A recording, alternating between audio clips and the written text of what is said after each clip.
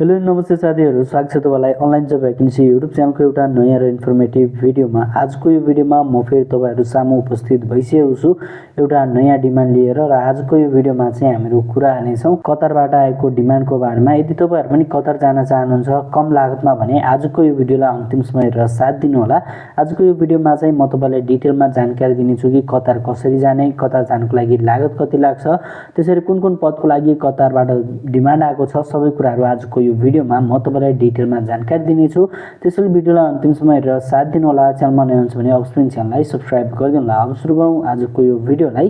कतारबाट चाहिँ भर्खर यो डिमान्ड आएको छ जसको पूर्ण स्वीकृति चाहिँ 2082 साल 4 महिना 20 गते यसको पूर्ण स्वीकृति रहेको छ भने यसको लट नम्बर चाहिँ 328478 रहेको छ। यदि तपाईहरु यसको लट नम्बर चेक गर्न चाहनुहुन्छ भने डिस्क्रिप्सनमा लिंक राखिदिनेछु, गएर चेक गर्न सक्नुहुनेछ। यसमा चाहिँ टोटल गरेर 3टा पोस्टको लागि यसमा जब आएको छ जसमा तपाईहरु जानको लागि धेरै कुराहरुको रिक्वायरमेन्ट पनि रहेको छैन। फर्स्टमा रहेको छ ड्राइभरको लागि। ड्राइभरमा चाहिँ 2 जना पुरुषको लागि यो माग रहेको छ जसमा तपाईहरुको मन्थली स्यालेरी चाहिँ 73098 रुपैयाँ तपाईहरुको मन्थली स्यालेरी रहेको छ। यो चाहिँ बेसिक स्यालेरी रहेको छ। त्यसै दोस्रो नम्बरमा चाहिँ जनरल क्लिनर वर्करको लागि रहेको छ जो कि 8 जना पुरुषको लागि यो माग रहेको छ जसमा तपाईहरुको मन्थली स्यालेरी चाहिँ 40660 रुपैयाँ तपाईहरुको मन्थली स्यालेरी रहेको छ। त्यसै तेस्रो नम्बरमा चाहिँ वेटर्सको लागि रहेको छ जो कि 3 जना पुरुषको लागि यो माग रहेको छ जसमा तपाईहरुको मन्थली स्यालेरी चाहिँ 56854 रुपैयाँ तपाईहरुको मन्थली स्यालेरी रहेको छ।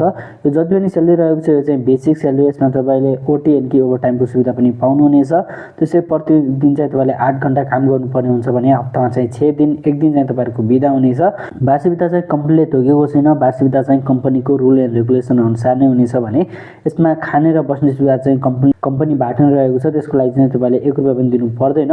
यो डिमान्डको चाहिँ यो एउटा प्लस पोइन्ट पनि रहेको छ।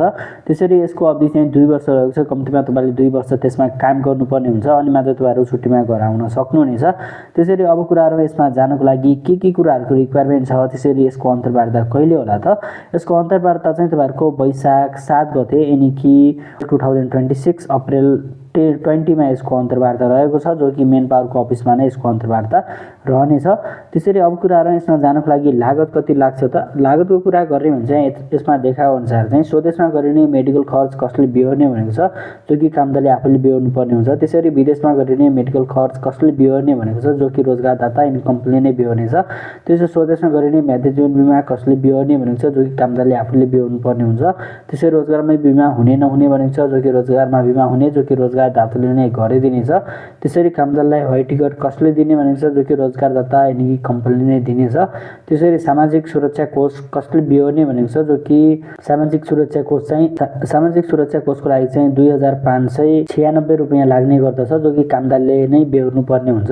त्यसै भिजा शुल्क चाहिँ रोजगारदाताले नै बिहोर्नेछ भने भिजा स्ट्याम्पिङ शुल्क पनि रोजगारदाताले नै प्रोभाइड गर्नेछ। त्यसै अभिमुखीकरण शुल्क कति लाग्ने भनेको छ जो कि 700 रुपैयाँ लाग्ने गर्दछ जो कि कामदारले आफूले बिहोर्नु पर्ने हुन्छ। त्यसै कल्याणकारी कोषको लागि चाहिँ 1500 जो कि कामदारले आफूले बिहोर्नु पर्ने हुन्छ भने सेवा शुल्क चाहिँ यसमा निशुल्क रहेको छ। यदि तपाईहरु यसमा जान चाहनुहुन्छ र तपाई सोध्दै हुनुहुन्छ कि यसमा जानको लागि रिक्वायरमेन्ट के रहेको छ भने यसको रिक्वायरमेन्ट भनेको चाहिँ एउटा फर्स्ट रिक्वायरमेन्ट भनेको चाहिँ एज रिक्वायरमेन्ट रहेको छ। एज चाहिँ तपाईहरुको 18 वर्षदेखि लिएर 49 वर्ष ननागेको हुनुपर्ने हुन्छ। यानी कि 18 देखि 49 को बीचमा हुनुहुन्छ भने चाहिँ तपाईहरु यसमा जान सक्नुहुनेछ। अर्को रिक्वायरमेन्ट भनेको चाहिँ यदि तपाईहरु ड्राइभर र साथै वेटरको लागि जान चाहनुहुन्छ भने चाहिँ त्यसको लागि चाहिँ अलि स्किल मेन पावरको रिक्वायरमेन्ट रहेको छ, खास गरेर ड्राइभरको लागि। यदि तपाईहरु ड्राइभरमा जानुहुन्छ भने चाहिँ अवश्य पनि तपाईहरु एउटा इन्टरनेशनल लाइसेन्स हुनुपर्ने हुन्छ अनि मात्र तपाईहरु जान सक्नुहुनेछ। त्यसरी अब कुराहरु यसमा कसरी जाने, यो डिमान्ड कुन मेन पावरमा आएको छ त्यसको बारेमा कुरा गर्ने भने चाहिँ यो मेन पावरको नाम चाहिँ link star man power service private limited रहेको छ जसको मोबाइल नम्बर तपाईले स्क्रिनमा पनि हेर्न सक्नुहुनेछ। यदि तपाईहरु यसलाई डाइरेक्ट एप्लाई गर्न चाहनुहुन्छ अनलाइन देखि भने त्यसको लागि चाहिँ तपाईले सिम्पली डिस्क्रिप्सनमा एउटा लिंक मिल्नेछ। सिम्पल त्यसमा क्लिक गरिदिनु होला र एउटा वेबसाइटमा जानुहुनेछ। सिम्पल त्यो फर्मलाई फिलअप गर्नु होला। त्यसपछि तपाईले एउटा नम्बर पाउनुहुनेछ। डाइरेक्ट त्यो नम्बरमा कल गरेर तपाईले मेन पावरसम्म सबै इन्फर्मेसनहरु लिन सक्नुहुनेछ। आयो तपाईलाई यो भिडियो मन परेको होला। भिडियो मन परेको छ भने भिडियोलाई लाइक गरिदिनुस् र एउटा सानो डिस्क्लेमर दिन चाहन्छु किनकि अहिलेको समयमा धेरै मेन पावरले ठगेको रेकर्डहरू आइरहेको हुन्छ। यदि तपाईँहरू कुनै पनि मेन पावरमा जाँदै हुन्छ, कुनै पनि ब्रोकरमा जाँदै हुनुहुन्छ भने चाहिँ अलि होसियार भएर जानु होला, किनकि पैसाको मामलामा यदि तपाईँहरू होसियार हुनुहुँदैन भने चाहिँ धेरै मेन पावरले चाहिँ ठगेको रेकर्डहरू आइरहेको हुन्छ। त्यसै कारणले चाहिँ पैसाको मामलामा चाहिँ अलि होसियार हुनु होला र साथै एग्रिमेन्ट चाहिँ अवश्य पनि पढेर मात्रै साइन गर्नु होला र यसको लागत चाहिँ तपाईँहरूको सेवा शुल्क चाहिँ लिँदैन। अब तपाईँलाई यो भिडियो मन परेको होला, भिडियो मन परेको छ भने भिडियोलाई लाइक गरिदिनु होला, च्यानलमा नयाँ हुनुहुन्छ भने अवश्य पनि च्यानललाई सब्सक्राइब गरिदिनु होला, फेसबुक पेजबाट हेर्दै हुन्छ भने फेसबुक पेजलाई पनि फलो गर्न नबिर्सिनु होला। Thanks for watching. जय नेपाल।